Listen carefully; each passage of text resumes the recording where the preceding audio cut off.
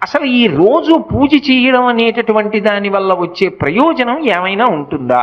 అసలు దాని వెనక ఏదైనా శాస్త్రీయమైన కారణం ఉంటుందా? విదురుడు ఎందుకు చెప్పాడు అసలు దైవానికి నమస్కారం చేయమని?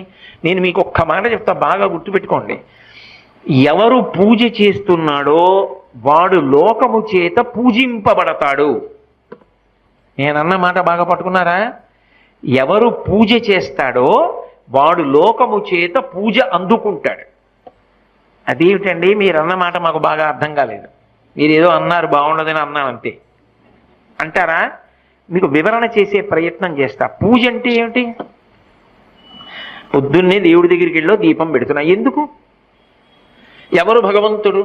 చంద్ర సూర్యౌచ నేత్రే కర్ణావాసా శిరోద్యౌ ముఖమవిదహనో యస్య వాస్తేయమబ్ధి అంతస్తం యస్య విశ్వం సురనర ఖగో భోగి గంధర్వ దైత్యైః చిత్రం రమ్యతే